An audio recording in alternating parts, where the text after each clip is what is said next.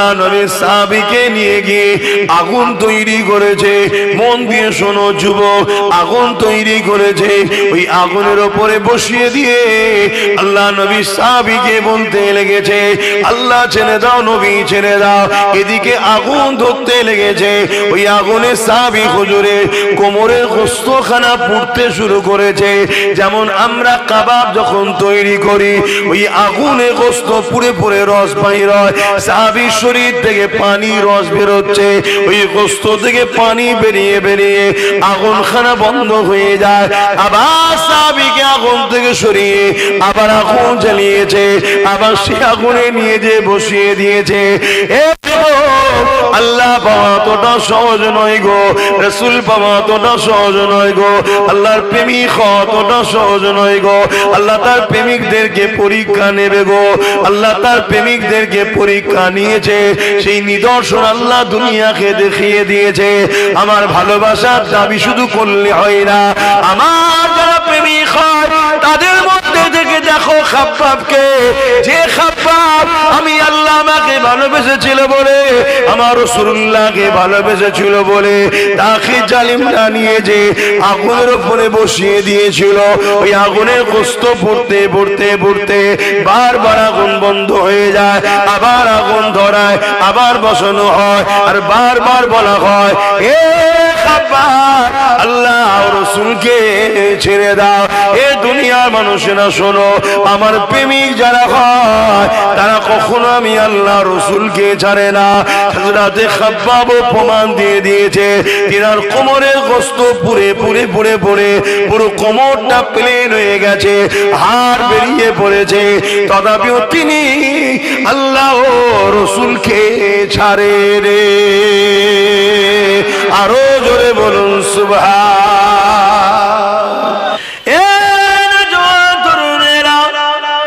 আল্লাহ নবী সাহাবাদেরকে কঠিন কঠিন পরীক্ষা আল্লাহ বানিয়েছে। সেই সাহাবাদের মধ্যে থেকে এক সাহাবীর নাম বলি, হযরতে খাব্বাব রাদিয়াল্লাহু তাআলা। আমার নবীকে নবী বলে, আল্লাহকে আল্লাহ বলে ঈমানের নূরের কালেমা পড়ে নিয়েছে। এই কালেমা পড়ে নেওয়ার খবরটা আল্লাহ পাক জালিমদের কানে পৌঁছে দিয়েছে। জালিমরা এবারে খাব্বাবকে ডেকেছে। হযরতে খাব্বাবকে জিজ্ঞাসা করে, এ খাব্বাব রে, শুনলাম নাকি মুহাম্মদ রাসূলুল্লাহ দলে চলে গেছো। হযরতে খাব্বাব চিন্তা করতে লেগেছে, আমি যদি সত্য কথা বলে দিই এই জালিমরা আমাকে জানে মেরে দিতে পারে, আর মিথ্যা কথা যদি বলি আমার আল্লাহ পাক নারাজ হয়ে যাবে। আমি খাব্বাব আমার জান দিয়াকে পছন্দ করি, আমার আল্লাহকে নারাজ করা পছন্দ করি না। এটাই তো পরীক্ষা আল্লাহর বান্দা হিসাবে, আমার আল্লাহকে আমরা নারাজ করব না। এতে আজকে দুনিয়া আমাদেরকে যদি মেরে ফেলে, আমরা মরে যাওয়াকে পছন্দ করে নেব, আল্লাহ পাককে নারাজ করব না। হযরতে খাব্বাব বললেন, হ্যাঁ আপনি যেটা শুনেছেন সত্য শুনেছেন। হযরতে খাব্বাবকে জালিমরা জুলুম করা শুরু করে দিল। মুহাম্মদ রাসূলুল্লাহ দল ছেড়ে দাও, মুহাম্মদ রাসূলের সাথে ছেড়ে দাও, আমাদের দিকে চলে আসো, আমাদের সাথে চলে আসো, আমরা তোমাকে অনেক সম্মানিত করব, অনেক পদ দেব, অনেক অর্থ দেব। এ যুবক মন দিয়ে শুনবেন, কারণ আজকের দিন এই ঘটনা তোমার আমার সঙ্গে ঘটতে শুরু হয়েছে। সেদিনও দুটো দল ছিল, একটা রহমানের, একটা শয়তানের। রহমানের দলে আমার রাসূল পাক সাল্লাল্লাহু আলাইহি ওয়াসাল্লাম, জোরে বলুন সুবহানাল্লাহ। আর নবী পাকের কথাই সাহাবারা এসেছে। নবী কি বলছিলেন? ইনসাফের কথা, ইনসানিয়াতের কথা, মানবতার কথা, গরিবের অধিকারের কথা, দুঃখীদের কথা, এতিমের অধিকারের কথা, বিধবার কথা। সন্ত্রাসকে বন্ধ করো, জুলুমকে বন্ধ করো, অত্যাচার বন্ধ করো। এটা আমার রাসূল মেসেজ দিচ্ছিলেন। আর আবু জেহেল, উতবা, সাইবা, শয়তানের লোকেরা কি করছিল? তারা গরিবদেরকে লুটতো, জুলুম করত, খুন করত, নারীদেরকে বাজারে নিয়ে বিক্রি করত, বাচ্চা বাচ্চা কন্যা সন্তানকে জ্যান্ত পুঁতে দিত। তারা এমন করে সমাজে গরিব ঘরের ছেলেদের গলায় কোমরে বেল্ট লাগিয়ে বাজারে নিয়ে যে নিলামে তুলে বিক্রি করত। বলো আজকেও আবু জেহেল আছে না নাই? কথা বলো। আজকের জালিমরা এরকম করছে না করে নে? হালকা হলেও করছে না করে নে? অ্যাকচুয়ালি এনআরসিটা কি? এনআরসিটা হলো এই লেবার, গরিব লেবারকে গোলাম বানানো। খাঁচার মধ্যে ভরে দাও, বড় বড় কোম্পানি আসবে যে আমার আজকে অমুক এলাকার পাহাড়টা ভাঙার ব্যাপার আছে, বড় বড় কোম্পানি, আমার 10,000 লেবার লাগবে, 10,000 গরিবকে নিয়ে যাবে, নিয়ে যে ভাঙাবে, কিছু খেতে দেবে। এটা শীতকালের সময় ছিল, আজকে একটু পদ্ধতি চেঞ্জ হচ্ছে। এই কথা বুঝছেন? ইসলাম বলছে এই সকল জালিমদের বিরুদ্ধে লড়াই করা ফরজ। এই শিক্ষাটা আমি আজকে আপনাদেরকে দিচ্ছি, অনেক জায়গায় দিচ্ছি। আর যখন এই কথাগুলো আপনাদেরকে শিখাই, আজকের যারা আবু জেহেল আছে তখন আমার উপর রেগে যাচ্ছে। এইসব কথা বলার কি দরকার? নামাজের কথা নেই, রোজার কথা নেই। আরে নামাজ তো ব্যক্তি জীবনের ইবাদত, তা নামাজের কথা একে শোনাবো কেন? নামাজ আমি পড়ছি, আমি জানি। নামাজের ট্রেনিং তো বাপ মাকে দিতে হয়, ওটা তো বাপ মার কাজ। কিন্তু নামাজ পড়ার পরও 72টা দল জাহান্নামে যাবে, সেই শিক্ষাটা তো আমাকে দিতে হবে। কথা মাথায় ঢুকছে তো নাকি?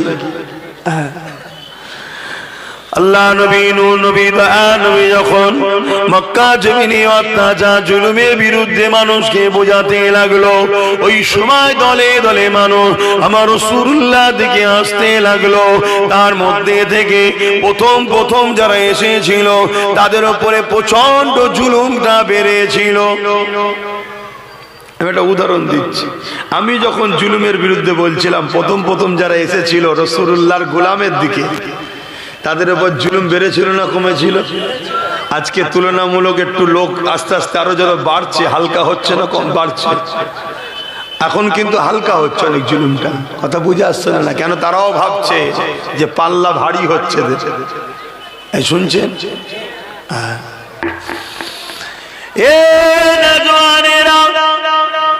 আল্লাহ নবীর সাহাবী হযরত খাব্বাব রাদিয়াল্লাহু তাআলা তিনি ইসলামের প্রথম জামানাতে ঈমানের কলেমা পড়েছিলেন, প্রথম সময়তে রাসূলুল্লাহর হাতে হাত দিয়েছিলেন।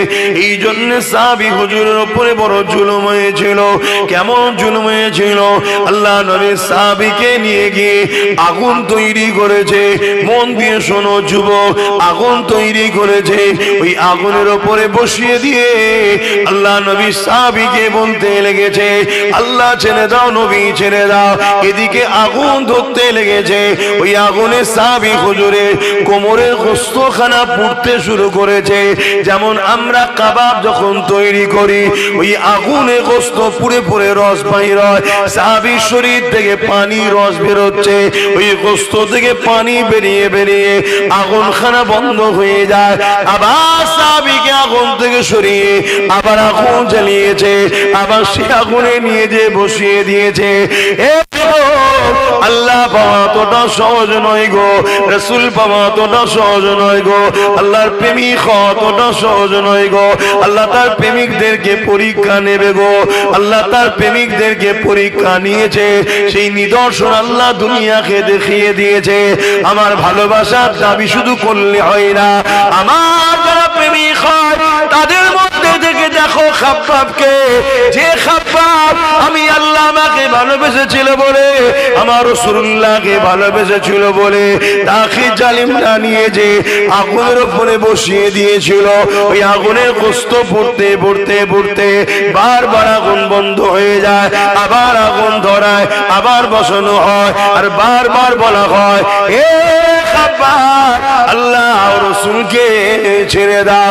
এ দুনিয়ার মানুষেরা শোনো, আমার প্রেমিক যারা হয় তারা কখনো আমি আল্লাহ রাসূলকে ছাড়ে না। হযরতে খাব্বাব প্রমাণ দিয়ে দিয়েছে, তিনার কোমরের গোশত পুরে পুরে পুরে পুরে পুরো কোমরটা প্লেন হয়ে গেছে, হাড় বেরিয়ে পড়েছে, তথাপিও তিনি আল্লাহ রাসূলকে ছাড়ে রে। আরো জোরে বলুন সুবহান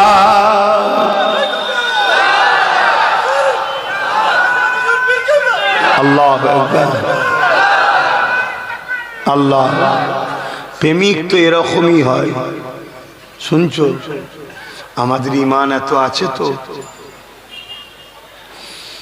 আল্লাহ না আমাকে এত কঠিন পরীক্ষা লাই, আমি তো আল্লাহর কাছে ভিক্ষা চাই, খোদা এত কঠিন পরীক্ষা নেবেন না। কেন আমরা দুর্বল, সামান্য পরীক্ষাতেই আমরা পাচ্ছি না। একটু গরিব করেছে আল্লাহ, গরিব। শুনছেন, একটা ঘর দেবে বলেছে, ঘর, ওই ঘরটার লোভেতেই ইসলামের দুশ্মনদের সঙ্গে দল করতে শুরু করে দিয়েছে। তাহলে চিন্তা করে আমার মা বোনেরা, আল্লাহ অভাব দেয়নি, তারপরেও দেখো 1500 টাকাতে দেখো ইসলাম বিদ্বেষীদের সঙ্গে দল শুরু করে দিয়েছে।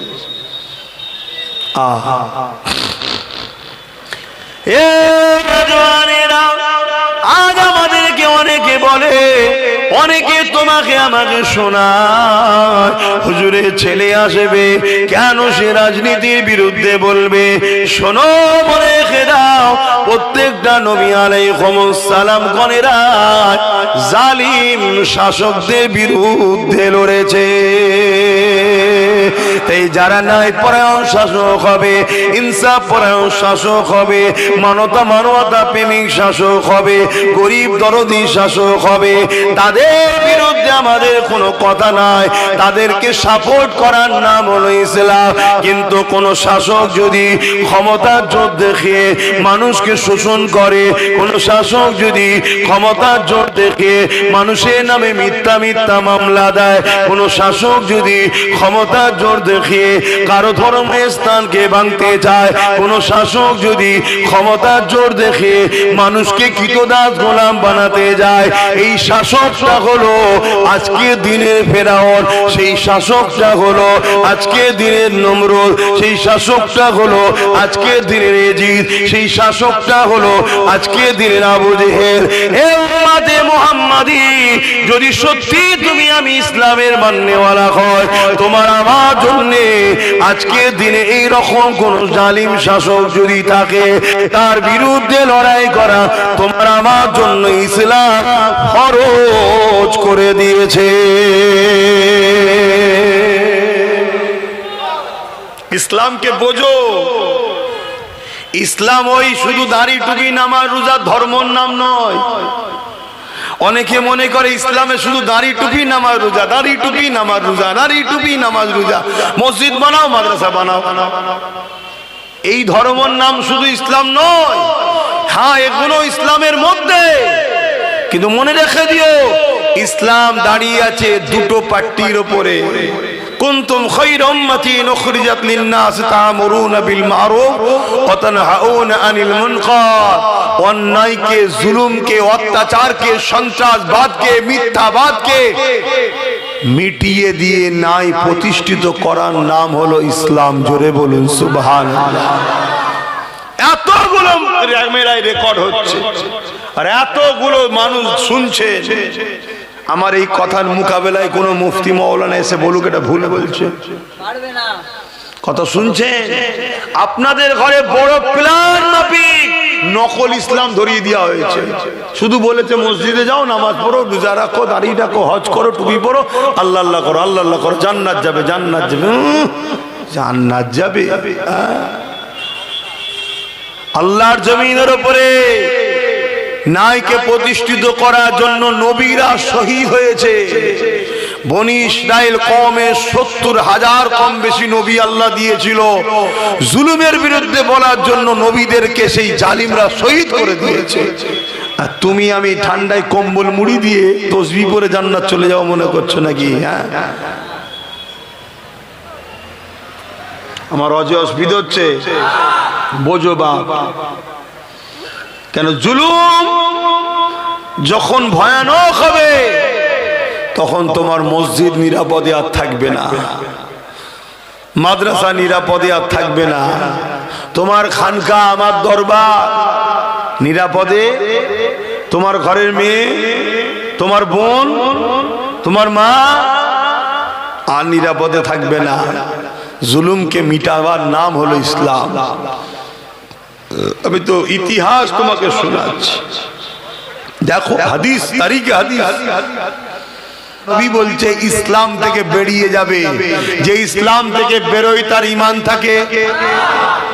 দুটো হাদিস সামনে রাখলাম, এবারে বলি অসুবিধা হচ্ছে? বলুন, কেন্দ্র সরকার 2025 ওয়াকফ কালা কানুন যেটা করেছে এটা সংবিধানের পক্ষে না বিরুদ্ধে?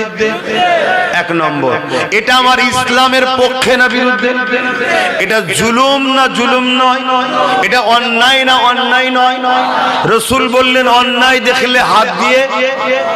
তাহলে কেন্দ্র সরকারের এই কালা কানুন, সংবিধান বিরোধী কানুন, ইসলাম বিরোধী কানুন, মসজিদ মাদ্রাসা কবরস্থান ঈদগাহকে মিটিয়ে দিবার চক্রান্তের কানুনকে রাসূলুল্লাহর হাদিস অনুযায়ী ঈমানের বৈশিষ্ট্যের মধ্যে প্রথম বৈশিষ্ট্য হলো হাত দিয়ে রুখতে হবে।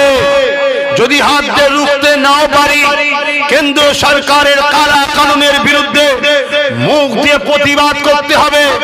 তোমার আইন মানছি না, তোমার এই কালা কানুন মিটিয়ে যাক মানছি না, এইভাবে প্রতিবাদ করতে গিয়ে যদি জেল হয় জেলে যেতে হবে, মার হয় মার খেতে হবে, যা হয় হবে। ঈমানকে বাঁচাবার স্বার্থে তোমাকে প্রতিবাদ করতে হবে। যদি প্রতিবাদ করার ক্ষমতাও তোমার না থাকে, কমসে কম কেন্দ্র সরকারের কালা কানুনের বিরুদ্ধে ঘৃণা করে দূরে সরে যেতে হবে। আর এই দূরে সরে যাওয়াটাও যারা করবে তাদের ঈমানটা কমসে কম আছে, কিন্তু বড় দুর্বল।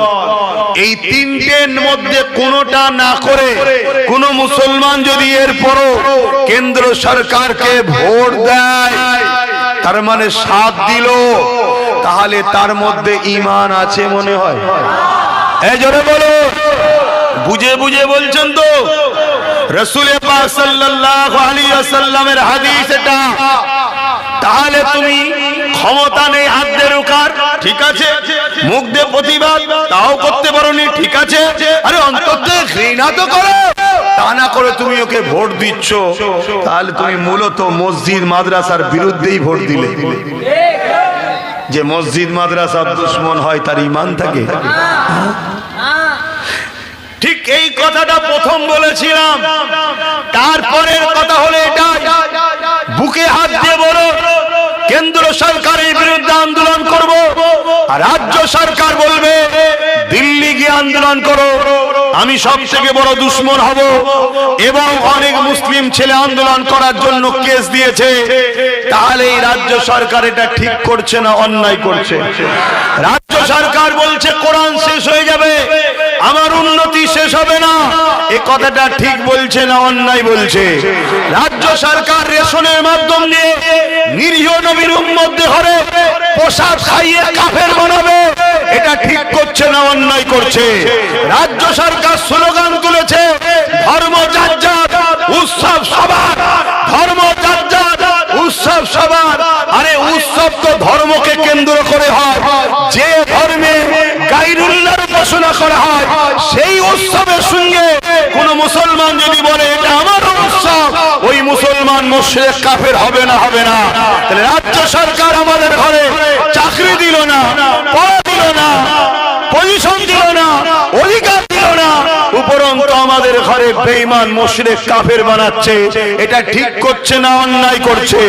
রাসূলুল্লাহর হাদিস, অন্যায়ের বিরুদ্ধে হাত দিয়ে লড়তে হবে। আবার রিসেন্ট এই কয়েক মাস আগে আবার রাজ্য সরকার কেন্দ্র সরকারের সেই ওয়াকফ কালা কানুনকে মেনে নিয়েছে না নেয়নি? জোরে বলো। তাহলে কেন্দ্র সরকার আইন করেছে, এই আইনকে অ্যাকসেপ্ট করে বাংলায় লাগু করছে। তার প্রমাণ দুর্গাপুরে বোলডুজার দিয়ে মাদ্রাসা ভেঙেছে, নদিয়ায় বোলডুজার দিয়ে ঈদগাহ দখল এখনো চলছে। মন দিয়ে শোনে, জেনে রাখে, তাহলে ও যেমন ইসলাম বিরোধী করে, সংবিধান বিরোধী করে আইন করেছে, এও সেই আইনকে সাপোর্ট করে সংবিধান ও ইসলামের বিরোধী হয়েছে না হয়নি? রাসূলুল্লাহর হাদিস অনুযায়ী অন্যায়ের বিরুদ্ধে হাত দিয়ে লড়ো, ওর বিরুদ্ধেও লড়তে হবে, এর বিরুদ্ধেও লড়া দরকার আছে না নাই? তুমি যেমন রাসূলুল্লাহর হাদিস হাত দিয়ে যদি লড়তে না পারো, মুখ দিয়ে প্রতিবাদ করতে হবে, ওর বিরুদ্ধেও করতে হবে, এর বিরুদ্ধেও করা দরকার আছে না নাই? ঠিক তেমনই অন্তর থেকে ঘৃণা যদি প্রতিবাদ করতে নাও পারো, তাহলে ওর বিরুদ্ধেও যেমন অন্তর থেকে ঘৃণা, এর বিরুদ্ধে অন্তর থেকে ঘৃণার দরকার আছে না নাই? যেমন ওকে ভোট দিলে ঈমান থাকবে না, একেও ভোট দিলে ঈমান। জোরে বলো, আরো আওয়াজ দিয়ে বলো। রাসূলুল্লাহর হাদিসের বিরুদ্ধে কেউ যাবে? কারা কারা যেতে ইচ্ছে আছে হুজুরের হাদিসের বিরুদ্ধে? যাও না, তোমার এলাকায় বেরোবে, দেখবে ভোটের সময় সব দেখা যাবে। দেখে নিয়ে বুঝে নেবে এ মুসলমান ঘরে জন্ম নিয়েছে, মুসলমান ঘরের ছেলে, কিন্তু এ দুনিয়াদারের জন্য বেঈমান হয়ে গেছে। এই সব মুসলমান জান্নাতে যাবে? তাসলিমা নার্সির নাম শুনেছেন না শোনেননি? মুসলমান ঘরে জন্ম হয়েছে না হয়নি? ওর ঈমান আছে? সালমান রুশদি মুসলমান ঘরে জন্ম হয়েছে না হয়নি? ঈমান আছে? এরকম কত রয়েছে রে বাপ। সেই পরীক্ষা শুরু হয়েছে আল্লাহর পক্ষ থেকে। এখন আমার শেষ কথা, নবীর দ্বিতীয় হাদিস, যে জালিম জানার পর কোন মুসলমান যদি তাকে সাথ দেয় ক্ষমতায় শক্তিশালী করার জন্য, সেই মুসলমান ইসলাম থেকে বেরিয়ে যাবে। যে বেরিয়ে তার ঈমান থাকে। এবারে বলুন, কেন্দ্র সরকার মসজিদ মাদ্রাসা ওয়াকফকে মিটাতে চাইছে, এটা জুলুম না জুলুম নয়? রাজ্য সরকার এটা করছে, জুলুম না জুলুম নয়? তাহলে এই দুই সরকারকে কেউ যদি ভোট দেয়, শক্তিশালী করার জন্যই তো ভোট দেয়, সেই মুসলমানের কি ঈমান থাকবে? ইসলামে থাকবে? রাসূলুল্লাহর হাদিসটা তো শোনানো দরকার। আমার এই কথা শুনে 10টা বাপ, 10টা মা, 10টা ভাই হলো ঈমান হারা থেকে বাঁচতে পারে তো নাকি? আমার কথাই কারা একমত? দিদি মুদিকে ভোট দেবেন না? একটু হাত তুলে সাক্ষী দেন। হাত লম্বা করে তোলেন, লম্বা করে হাত তুলে রাখবে। এবার একটু দেখুন কেউ হাত তুলতে বাকি আছে কি, পাশাপাশি দেখুন কেউ হাত তুলতে বাকি আছে কি দেখুন। কেউ যদি হাত না তোলে তার সঙ্গে আমাদের কোনো ঝগড়া নেই, তার সঙ্গে ঝগড়া আমরা করব না। হাত না বান, তার সঙ্গে আমরা ঝগড়া করব না। কি করব? শুধু জেনে নেব এ ওয়াকফের দুশমন, দিদি মুদির লোক, আমাদের লোক নয়। ঠিক তো নাকি? এবারে বলুন, দিদি মুদি আলাদা না এক? জোরে বলেন। পিশাবটা নাপাক না পাক? আর মদটা নাপাক না পাক? মদ কাপড়ে লেগেছে, পিশাব কাপড়ে লেগেছে বলে মদ দিয়ে ধুলে পাক হবে? তা মুদিকে রুকার জন্য এই নাপাক দিয়ে রুকবেন? হ্যাঁ, আমার কথা ভুল হচ্ছে নাকি? এবার যদি বলেন তাহলে কি করব? একটাই লাঠি সবার ঘুম হারাম করেছে না করেনি?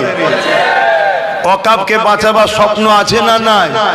বাঁচাবার রাস্তা দুটো। অসুবিধা হচ্ছে? একটু বলবো, বাঁচাবার রাস্তা দুটো। যদি আপনাদের কোনো রাস্তা থাকে বলবেন, আমি শুনবো। আর একটা আপনাদেরকে আইন জানিয়ে দিই, আমার দেশ হলো যুক্তরাষ্ট্রীয় কাঠামো। কথা বুঝে আসছে? ল্যান্ড, যে জমি বিষয়ে, জমির বিষয়ে রাজ্য সরকার যদি কেন্দ্র সরকারকে জমি না দেয়, এক টুকরো ঢিলাও কেন্দ্র সরকার রাজ্য থেকে নিয়ে যেতে, তাহলে রাজ্য সরকার যদি ওর আইনটাকে না মানত, ক্ষমতা ছিল না এই রাজ্য থেকে এক টুকরো মাটি নিয়ে যেতে পারত। কিন্তু মানা ছাড়া, না মানা ছাড়া তো উপায় নেই। কেন মানতে হবে? যখনই মানবে না অমনি বলবে ভাইপোকে তুলে আনবো। শুনছেন না শোনেননি? তাহলে ও ভাইপোর জন্য আমার মসজিদ কুরবানি করে দিচ্ছে, মাদ্রাসা কুরবানি করে দিচ্ছে, আর আমরা হা করে বসে বসে দেখবো? কথা বলেন, দেখবেন? আপনারা লড়াই করতে পারবেন তো? আপনাদের কিচ্ছু করতে হবে না। যে যার গ্রামে 10-12টা যেগুলো আছে, আমি দোয়া করছি প্রথম আল্লাহ ওদের হিদায়েত করুক। যদি হিদায়েত না হয়, বাস ওই কটাকে শুধু সাইজ করে দিলেই তো হয়ে যাবে। কোনো অসুবিধা নাই। এটা মসজিদ মাদ্রাসা মাছাবার লড়াই রে বাবা।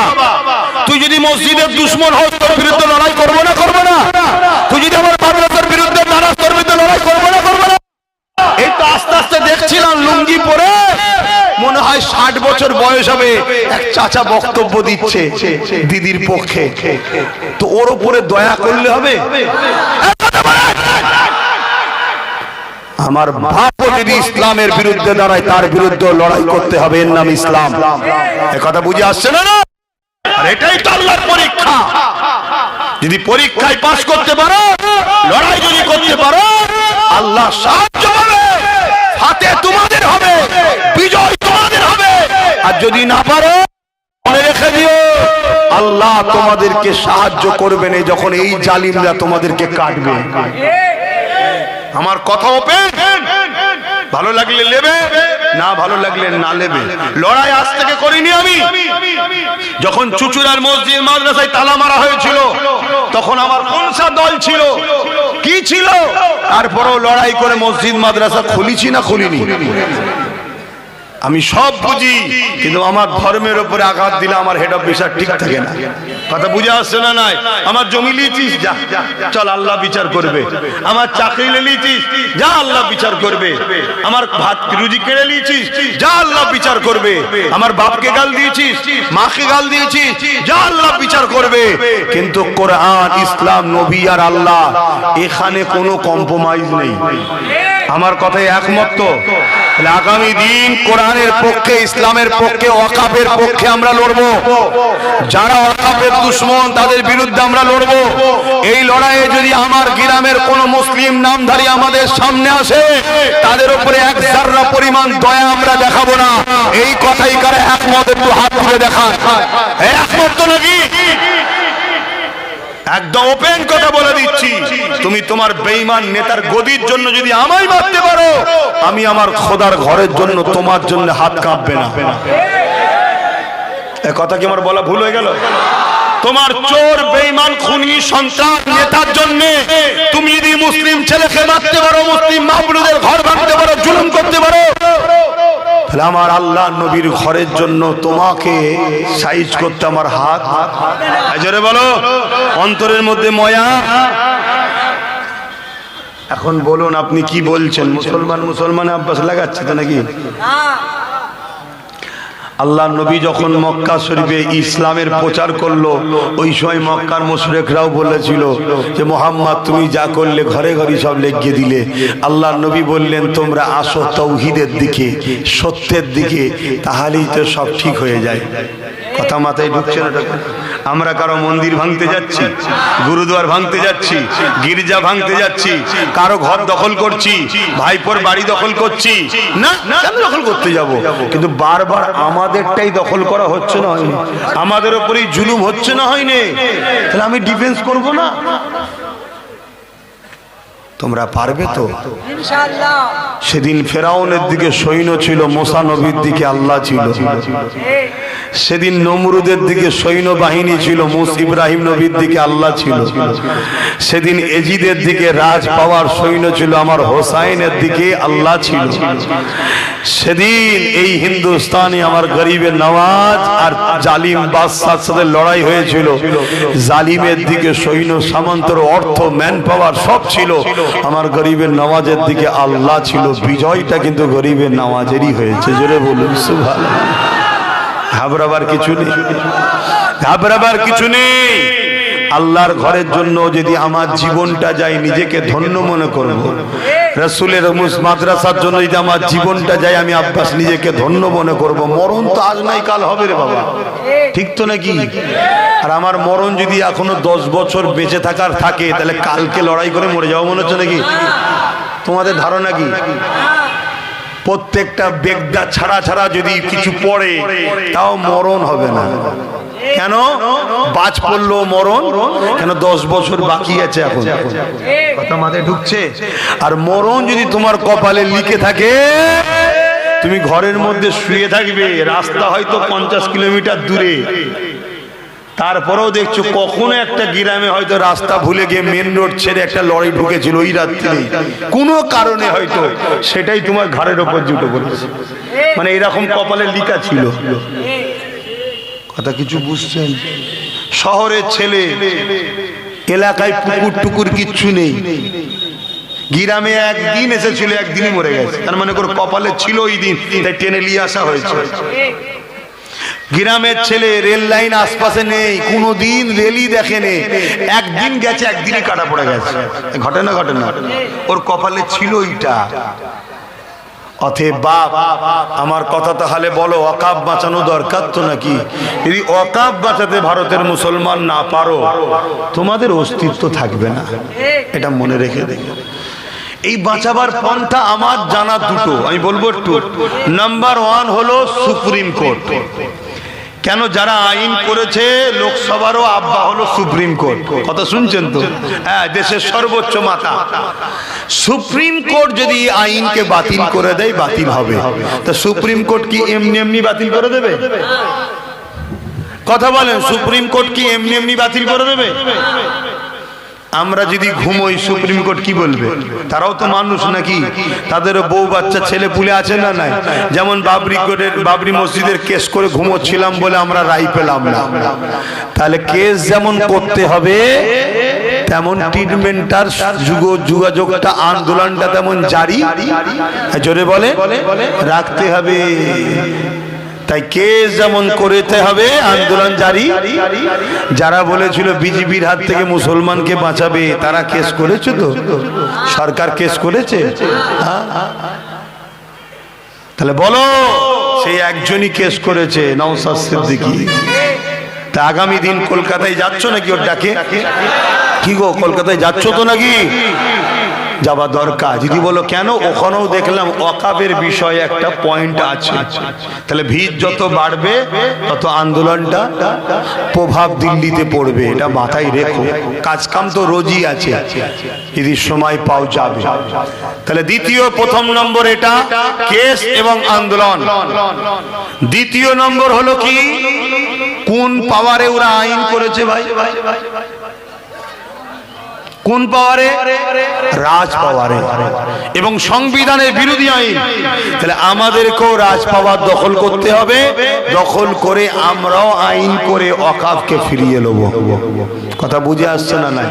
এবার শুরু করো তোমার রাজ্য থেকে। এই রাজ্যেই যদি তুমি বিধানসভাতে ক্ষমতায় থাকতে পারো, এখান থেকে বিল পাস করলে ব্যাস, করে আইন আর চলবে না তো? এখান থেকে জমি নিয়ে যেতে পারবে না? কথা মাথায় ঢুকছে না? ঢোকে না? তাহলে সেই জায়গাগুলো তোমরা মাথায় রাখো। এর জন্যই আব্বাস সিদ্দিকী বলে যে তোমরা শক্তিশালী হও, রাজ পাওয়ার করো। এই বলার থেকে আপনারা অখুশি হন নাকি? তাহলে আমার একটা শেষ কথা, নওশাদ সুপ্রিম কোর্টে কেস চালাচ্ছে ওয়াকাফকে বাঁচাবার জন্য, এটা কি ভুল করছে? ঠিক যখন করছে, ওর সাথ দিয়ে দরকার আছে না? না, ও একা, ওর সাথে যদি আরো 30-40টা হয়, ওর হাত মজবুত হবে না? হবে না? তাহলে ওয়াকাফ বাঁচাবার স্বার্থেও তো আমাদের উচিত ওর সাথ দেওয়া। বাকি আরো শিক্ষা, স্বাস্থ্য, অনেক কিছু রাজনীতিতে প্রয়োজন আছে, সেটা ভিন্ন বিষয়। একটা ধর্মগুরু হিসেবে জিজ্ঞেস করছি, ওয়াকাফ বাঁচাবার স্বার্থেও তো সাথ দেওয়া দরকার আছে না? নাই। কারা ওর সাথ দিতে রাজি আছে? একটু হাত তুলে দেখাবে। আমি জোর করলাম? জোর করেছি? হাত নামাও।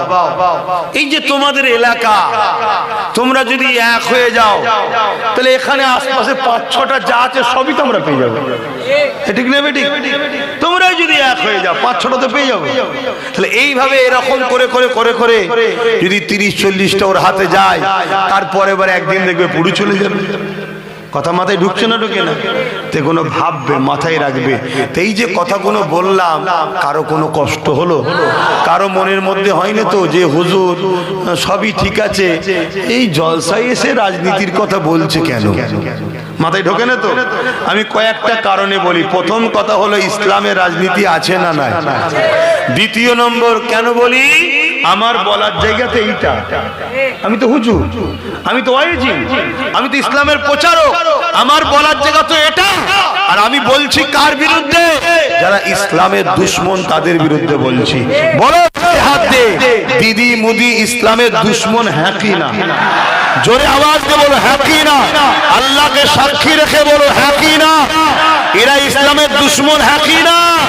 যারা হ্যাঁ বলছো হাত তুলে দেখো। তাহলে বলো ইসলামের দুশ্মনের বিরুদ্ধে বলার জায়গা এটা নয়? এখান থেকে ফেরাউনের বিরুদ্ধে বলা হয় না, হয় না?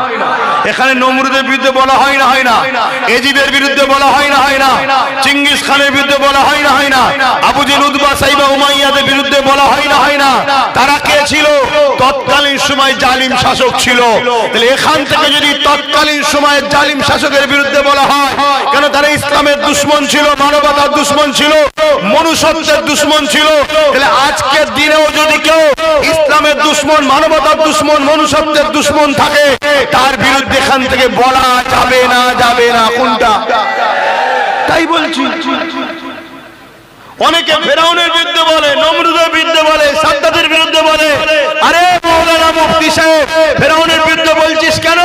না, ফেরাউন ইসলামের দুশ্মন ছিল, জালিম শাসক ছিল। নমরুদের বিরুদ্ধে বলছিস কেন রে?